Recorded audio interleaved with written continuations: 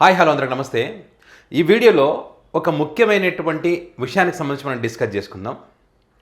ఎందుకంటే ఎలక్షన్స్కు ముందు వాలంటీర్ వ్యవస్థ ఉన్నప్పుడు మరి కూటమి నాయకులు ఏ రకంగా కంప్లైంట్ చేశారు, న్యాయస్థానాలకు వెళ్ళారు, ఈసీకి కంప్లైంట్ చేశారు, ఇవన్నీ మనం చూసాం. దానికి సంబంధించి కూడా పత్రికలు కానీ పవన్ కళ్యాణ్ గారు కానీ కొంతమంది నాయకులు ఎన్ని రకాలుగా మాట్లాడారు, అన్ని రకాలుగా మాట్లాడారు. ఆ వాలంటీర్ వ్యవస్థను దూరం పెట్టారు.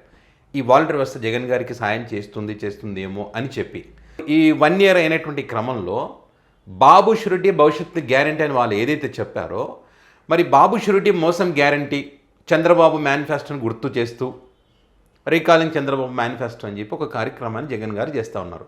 నిజంగా చంద్రబాబు నాయుడు గారికి చేతులెత్తి మొక్కొచ్చు వాళ్ళు చేసినటువంటి మోసం చూస్తే కనుక.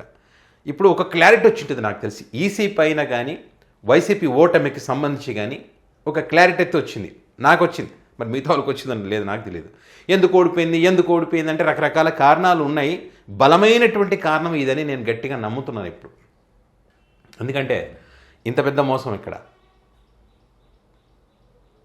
వాస్తవం. ఇప్పుడు ఆ టాపిక్లోకి వెళ్ళడానికి ముందు ఇక్కడ ప్రజాగలం ఉమ్మడి మేనిఫెస్టో 2024 అని చెప్పి వీళ్ళు చెప్పినటువంటి మేనిఫెస్టో ప్రతి ఒక్కరు ఏంటంటే సూపర్ సిక్స్ మిగతా వాటి గురించి ఎవ్వరూ మాట్లాడరు. చాలా ఉన్నాయి, ఒక్కసారి చూడండి.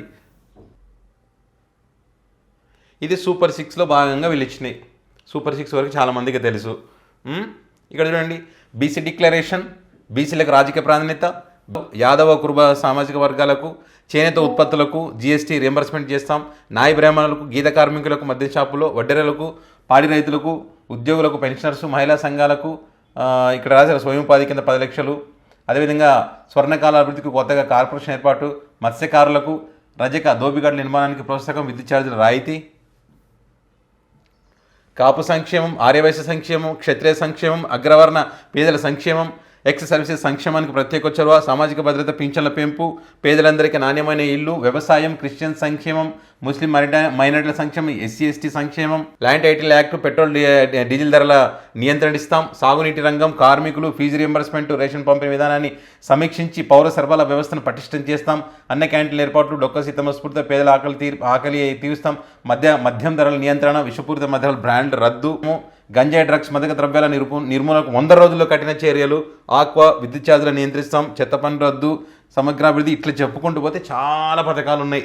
ఈ విచిత్రం ఏంటంటే ఇక్కడ గంజాయి డ్రగ్స్ 100 రోజుల్లో నియంత్రిస్తామన్నారు. ఇప్పుడు గంజాయి వాళ్ళ నియోజకవర్గంలోనే పండిస్తున్నారు, చంద్రబాబు గారి సొంత నియోజకవర్గంలో పండిస్తున్నారు గంజాయి. ఇక్కడ వీళ్ళ మోసం ఏ రకంగా ఉందనేది ఒకసారి మనం చూస్తే, ఈ బాండ్ పేపర్ నిజంగా విచిత్రం అనిపిస్తుంది. ఈ బాండ్ పేపర్ ప్రతి ఇంటికి ఇచ్చారు.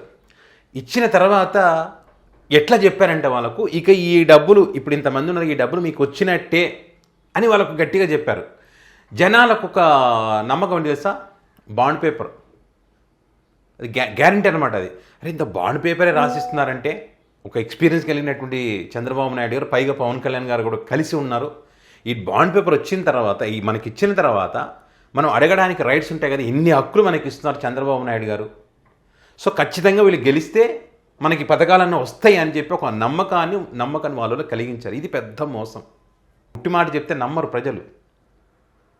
ఈ రకంగా ఎట్లా చేశారు ఇక్కడ చూడండి. ఈ బాండ్ పేపర్ ఇచ్చి భవిష్యత్తుకు గ్యారంటీ, ఇది బాబు గ్యారంటీ అని చెప్పి చంద్రబాబు నాయుడు నేను మన రాష్ట్ర ప్రజలు నాపై ఉంచిన నమ్మకాన్ని నిలబెట్టుకుంటానని త్రికరణ శుద్ధితో ప్రమాణం చేస్తున్నాను. 2024లో టీడీపీ అధికారంలోకి వచ్చాక భవిష్యత్తుకు గ్యారంటీలోని వాగ్దానాలను ఎటువంటి వివక్ష లేకుండా, నిబంధనలు విధించకుండా అమలు చేయడంతో పాటు మన రాష్ట్ర అభివృద్ధికి, పురోగతికి పునరంకితం అవుతానని ప్రతిజ్ఞ చేస్తున్నానని చెప్పి ఇక్కడ సంతకం పెట్టినటువంటి పరిస్థితి చంద్రబాబు నాయుడు గారు.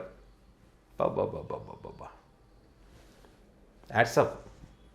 ఇంత ఇచ్చిన తర్వాత, ఈ డైలాగ్తో ఇచ్చిన తర్వాత ఎవడు ఓటు వేయకుండా ఉంటాడు చెప్పండి? మంచి ఆలోచనే కాదనం, ఓట్లు వేయించుకోవడానికి చెప్పారు, మరి ఇచ్చారా? స్కానర్ కోడ్ కూడా ఇక్కడ ఉంటుంది. ఇక్కడ వర్తించేటువంటి పథకం ఏందని ఇక్కడ రాస్తారు. ఇక్కడ ఆ ఇంట్లోకి వెళ్ళిన తర్వాత ఇగో ఆడబిడ్డ అనేది ఉన్నారా దీంట్లో చూస్తారు. ఉన్నారు, 1500 నెలకు, సంవత్సరానికి ఎంత 18,000, తల్లికి వందనం 15,000 రూపాయలు, సంవత్సరానికి 15,000, అన్నదాత 20,000 రూపాయలు, యువతకు అంటే యువగలం పేరు మీద 30,000, అంటే నెలకు 3,000 రూపాయలు, సంవత్సరానికి 36,000 ఇట్లా ఇచ్చి మొత్తం సంవత్సరానికి ఎంత అవుతుందో అనేటువంటిది ఇక్కడ లెక్కిచ్చారు. ఇక్కడ 74,000 రూపాయలు అవుతుంది సంవత్సరానికి. 5 సంవత్సరాలకి ఎంత అవుతుంది? 3,70,000 రూపాయలు అవుతుంది. ఈ 3,70,000 రూపాయలు మీకు ఖచ్చితంగా 5 సంవత్సరాల కాలంలో వస్తాయి అని చెప్పి వీళ్ళు చేసినటువంటి ప్రమాణం బాండ్ రూపంలో. వాస్తవాలు మాట్లాడుకుందామా? మరి దీంట్లో యువగలం పేరుతో నిరుద్యోగులకు 3,000 రూపాయలు ఇచ్చారా? అంటే సంవత్సరానికి 36,000 మోసం చేసినట్టే కదా. ఇది మోసమా కాదా? వాళ్ళు మనమే సృష్టించింది కాదు, క్రియేట్ చేసింది కాదు. వాళ్ళు ఇచ్చిన లెక్క ప్రకారమే ఒక సంవత్సరం పాలన అయిపోయిందా, పాలన వాళ్ళు ఇవ్వనటువంటిది, యువగలం పేరుతో వాళ్ళు ఇవ్వనటువంటిది. అండ్ అదేవిధంగా ఆడబిడ్డ నిధి కింద కూడా డబ్బులు ఇవ్వనటువంటి పరిస్థితి కూడా ఉంది. ఆడబిడ్డ నిధి కింద ఇవ్వము, P4 కనెక్ట్ చేస్తాను అంటాడు. ఇక్కడ యువతకు డబ్బులు ఇవ్వము, దాన్ని స్కిల్ డెవలప్మెంట్కి కనెక్ట్ చేస్తానంటారు. మోసమా కాదా? ఎలక్షన్ ముందు ఈ రకంగా నమ్మించి ఈ బాండ్లు వాళ్ళకి ఇచ్చి నమ్మారు. పాపం ప్రజలు నమ్మేస్తారు. బాండ్ ఇచ్చిన తర్వాత నమ్మకుండా ఎందుకుంటారు చెప్పండి. ఇట్లా చాలా బాండ్లు ఉన్నాయి. చాలామందికి ఇట్లా రాష్ట్రం మొత్తం జరిగే పవన్ కళ్యాణ్ గారితో కలిపి కూడా ఇక్కడ ఉంది. ఒక్కొక్క కుటుంబానికి ఏ రకంగా వీళ్ళు మోసం చేస్తూ వచ్చారన్నది ఇక్కడ చాలా క్లియర్. అదేవిధంగా ఇక్కడ చూడండి చాలా నీట్గా జూన్ 2024 నుంచి ప్రారంభం. అంటే వాళ్ళ అధికారులకు వచ్చిన వెంటనే ప్రారంభమైందా? కాలేదు. ఏడాదికి అందే మొత్తం ఈ కుటుంబానికి సంబంధించి 1,04,000, 5 ఏళ్ళలో అందే మొత్తం 5,20,000. ఎక్కడ అందింది? ఇందులో ఆడబిడ్డ అనేది లేదు, తల్లికి వదిన 1 సంవత్సరం లేదు. ఇక్కడ ఇది కూడా మర్చిపోయాము. ఇక్కడ రైతులకు 1 సంవత్సరం లేదు కదా. మోసం గ్యారంటీ కాదు ఇక్కడ. సో ఇది అసలు విషయం ఏంటంటే ఇక్కడ మోసం క్లియర్. వాలంటీర్ గురించి మనం మాట్లాడుకున్నాం. వాలంటీర్ వ్యవస్థ వల్ల జగన్ గారికి లబ్ధి చేకూరేటువంటి అవకాశం ఉందని ఈసీకి కంప్లైంట్ చేశారు అప్పుడు. సో వాలంటీర్ దూరం పెట్టారు. వాళ్ళు ఎలక్షన్స్కి ఒక నెల ముందు కూడా ఈ పథకాలు కానీ ఏవి కానీ వెళ్ళకూడదు, ఇవ్వకూడదు, జగన్ గారికి ఓట్లు ఇప్పిస్తారని వాళ్ళు దూరం పెట్టేస్తారు కదా. ఇది ఇప్పుడు బాండ్లు అనేది లీగల్గా బాండ్లు ఇచ్చారు.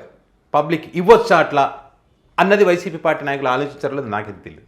వీళ్ళు ఇంటికి వెళ్తేనే తప్పు అవుతున్నప్పుడు, అంటే వాలంటీర్లు ఇంటికి వెళ్తేనే జగన్ గారికి మేలు జరుగుతుంది అంటే పథకాలకు సంబంధించి వాళ్ళు అంతకుముందు ప్రజలకు పథకాలు అందించినటువంటి వ్యక్తులు, ఆ వ్యవస్థ. సో వాళ్ళ వల్ల ప్రభావితం అవుతారేమో, వీళ్ళు ఓట్లు ఎప్పిస్తారేమో అని చెప్పినటువంటి వాళ్ళు డైరెక్ట్ బాండ్లే తీసుకెళ్ళి ప్రజలకు ఇచ్చేసి ఎలక్షన్స్కి ముందు లీగల్గా ఇచ్చేసి ఓట్లు ఎప్పించుకున్నారు. అది తీసుకోవచ్చా? ఎన్నికల కమిషన్ ఏమనలేదా? ఎలక్షన్ కమిషన్ ఏమనలేదా? మరి వైసీపీ వాళ్ళు అబ్జెక్షన్ చేయలేదా? మరి వైసీపీ పార్టీ ఏమైనా ఫైట్ చేసిందో, కోర్టుకు వెళ్ళిందో నాకైతే గుర్తులేదు, నాకైతే తెలియదు. ఎందుకంటే ఇది ఆపినప్పుడు ఇది ఆపాలి కదా. ఇది ఆగింది, ఇది ఎందుకు ఆగలేదు? రూల్ వేరే ఉంటుందా? వీళ్ళకి ఈసీ పారదర్శకంగా ఎన్నికలు నిర్వహించాల్సినటువంటి బాధ్యత వీళ్ళకి ఉంటుంది కదా. మరి ఇక్కడ వీళ్ళు ఏమనలేదా? అవకాశం కల్పించారా వాళ్ళకు? వైసీపీ పార్టీ పోనీ వదిలేసిందా? నాకైతే అర్థం కాలే. ఇది పెద్ద మోసం చేసి అధికారులకు వచ్చిన తర్వాతనే ఏమైనా న్యాయం చేస్తున్నారంటే ఇప్పుడు మోసమే. 2 మోసాలు జరిగినాయి. సో ఇక్కడ క్లియర్గా ఏంటంటే వైసీపీ పార్టీ ఓడిపోవడానికి అతిపెద్ద కారణం ఇదే. ల్యాండ్ టైటిల్ యాక్ట్ కూడా పెద్ద ఎత్తున పనిచేసింది. రచ్చబండల దగ్గర తీసుకువెళ్ళి పేపర్లు ఉచితంగా వేసి అక్కడ అధికార పార్టీకి చెందిన కొంతమంది కూర్చొని చదువురాని వాళ్ళు ఏంటి ఈరోజు పేపర్లు అంటే ఇదే భూములు ఆగేసుకుంటున్నాడు జగన్మోహన్ రెడ్డి. మళ్ళీ అధికారంకి వస్తే భూములు పోతాయంటే సెంటిమెంట్, భూమి అనేది ఒక సెంటిమెంట్ ప్రజలకు. ఆ భూమి పోతుంది అని భయపడి అమ్మో జగన్ వస్తే భూమి పోతుందేమో, రాళ్ళు పోతాడంట, పాస్ పుస్తకాల మీద ఆల్రెడీ బొమ్మ వేసుకున్నాడు, ఇక పోయినట్టే అని చెప్పి డిసైడ్ అయిపోయారు ప్రజలు. వద్దని చాలామంది మైండ్ పాడు చేశారు అప్పుడు. అది ఒకటి. బాండ్లు, ఈ బాండ్లు రాసి చూడడం వల్ల ఇంత గ్యారంటీ చెప్తున్నారు కదా, బాండ్ పేపర్లు ఇచ్చారు కదా, మన ఇంటికి ఇంత వస్తుందంట, 5 లక్షలంట మనకు వచ్చేది, సంవత్సరానికి 1,00,000 వస్తుందంట, 5 సంవత్సరాలకు 5 లక్షలు వస్తాయంట, గ్యారంటీ బాండ్ పేపర్ రాసి ఇచ్చారు అని జనాలు నమ్మి మోసపోయారు. సో ఇప్పుడేంటి వైసీపీ పార్టీ? సంవత్సరం అయింది, బాబు షూరిటీ, మోసం గ్యారంటీ, ఈ కార్యక్రమాన్ని ప్రజల్లోకి తీసుకువెళ్ళాలి. ఇదేదో ఎన్నికలకు ముందు వీళ్ళు చేసినటువంటి మోసాన్ని గ్రహించి ప్రజలకు చెప్పాల్సింది. వాళ్ళు ఇంటింటికి వెళ్ళి బాండ్ పేపర్ ఇచ్చారంటే మీరేం చేశారు? మీరు ఎందుకు ఇవ్వలేదు? మీరు తిరిగి ఆ మోసాన్ని ఎండగట్టకుండా జగన్మోహన్ రెడ్డి గారు అన్ని ఎక్కడ బహిరంగ సభలో జగన్ గారు ఒక్కరే చెప్పారు కానీ ఎక్కడైనా ఎక్కువగా దీనికి సంబంధించి చర్చ జరిగిందా? వీళ్ళ పథకాలకు సంబంధించి వీళ్ళు నిమ్మల రామనాయుడు గారు అద్భుతంగా ప్రచారం చేశారు. నీకు 15 అని చెప్పి అద్భుతంగా పీక్స్లో అసలు పథక సృష్టికర్త జగన్మోహన్ రెడ్డి ఈ పథకం తెచ్చింది నేనే అని చెప్పి చెప్పుకోలేకపోయారు. ఈ డెవలప్మెంట్కి సంబంధించి ఇంత చేశామని చెప్పుకోలేకపోయారు. వాళ్ళు చేసిన తప్పుడు ప్రచారాన్ని కూడా అడ్డుకోలేకపోయారు. ల్యాండ్ టైటిల్ యాక్ట్కి సంబంధించి కూడా అడ్డుకోలేకపోయారు. అన్ని రకాలుగా అడ్డుకోలేకపోవడంతో మరి 40% ఓట్లు వచ్చిన వీళ్ళకు 11 సీట్లు వచ్చినాయి. ఎన్నికల కమిషన్ తప్పిదాలు ఉన్నాయంటారు, మళ్ళీ కోర్టుకు పోరు. ఇక్కడ వీళ్ళు చేసిన తప్పులు ఇప్పుడు చెప్తా ఉన్నారు, అప్పుడు అడ్డుకోలేదు. సో పోనీ ఇప్పటికైనా కనీసం ప్రజలకు చెప్పేటువంటి ప్రయత్నం చేస్తూ ఉన్నారు, సంతోషం. మార్పు అనేది జరగాలి. ఎప్పుడు ఒకటే మూసలు వెళ్తామంటే కుదరదు. వాళ్ళు ఏం చేస్తున్నారు, వాళ్ళకన్నా ఒక అడుగు ముందు ఉంటేనే రాజకీయాలలో వ్యూహానికి ప్రతి వ్యూహం ఉంటేనే ఎదుర్కోగలుగుతాం, నిలబడగలుగుతాం. పైగా వాళ్ళకు ఉన్నటువంటి మీడియా బలం ఎక్కువ. వాళ్ళు చెప్తున్న అబద్ధాలను ఇది అబద్ధమని నిరూపించేటువంటి ఒక ప్రయత్నం గట్టిగా చేస్తేనే, వాళ్ళ అబద్ధాన్ని ప్రజల్లోకి తీసుకువెళ్ళక ముందే నిజం ఏంటనేది ప్రజలకి చెప్తేనే మీరు నిలబడగలుగుతారు, ప్రజలు నమ్ముతారు. లేకపోతే అదే అబద్ధం నిజం అనుకునే పరిస్థితి ఉంది. అది జరిగింది. ఆ నష్టం ఎఫెక్టు 2024 ఎన్నికల్లో వైసీపీ పార్టీ ఘోర ఓటమికి కారణం కూడా అయ్యింది. సో ఇప్పటికైనా జగన్ గారి కార్యక్రమానికి సంబంధించి 5 వారాల పాటు ఏం పెట్టారు కదా, ఇది ఫస్ట్ జిల్లాలు, ఆ తర్వాత నియోజకవర్గాలు, మండలాలు, గ్రామాలు, ప్రతి ఇంటింటికి తిరిగి వీళ్ళు చేసినటువంటి మోసం ఏంటనే దానికి సంబంధించి ప్రజలకు చాలా క్లియర్గా ఎక్స్ప్లెయిన్ చేయండి. చేయడంతో పాటు మీరేం చేశారో కూడా చెప్పండి. ఇప్పటికైనా చెప్పండి, నష్టం ఏం లేదు. చెప్తే ప్రజలకు నిజాలు తెలుస్తాయి. సో బాబు షెట్టి మోసం గ్యారంటీ, అది క్లియర్.